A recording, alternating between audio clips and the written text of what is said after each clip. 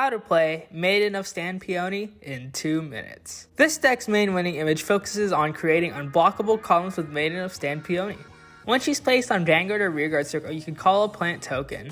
Then, when she attacks at the cost of counterblast 1 and retiring 4 Rearguards, you could call 4 plant tokens to Rearguard.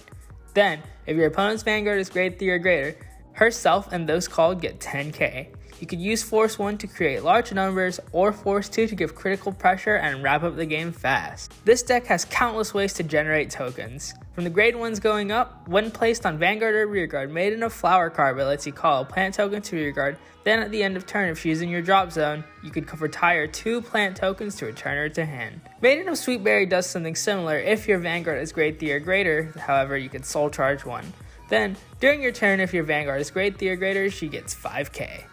Next, Blossoming Maiden Cella on Vanguard or Rearguard has a busted skill at the cost of counterblast when you could call 2 plant tokens to Rearguard.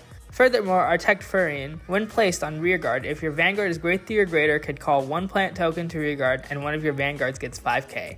And finally, Asha. When placed on Vanguard or Rearguard at the cost of counterblast 1, could call 2 plant tokens and she gets 10k. Peony, Diane, and Maiden of Faultvine help you maintain advantage. On top of gaining 5k if you have 2 token units, Peony is a typical grade 3 searcher which helps you get Maiden of Stand Peony or Asha ready to ride or attack. Diane helps you filter dead cards. When she's placed, you could discard a card to draw a card and one of your grade 3 Vanguards gets 5k.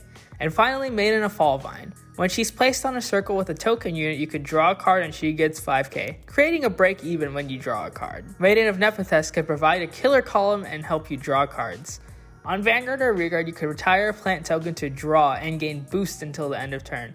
Then when she boosts a grade 3 Rearguard, she could give that card a critical and at the end of battle send itself into soul, creating a strong Rearguard column and keeping the 4 units on the field. Our triggers are a stably aggressive lineup of 8 critical and 4 draw. This is done to help reach your pieces and ensure you could guard attacks effectively. With all these images put together, this is our deck list. Shoutouts to GD Plays Games for the build. His version of the deck features Inez and is in the description.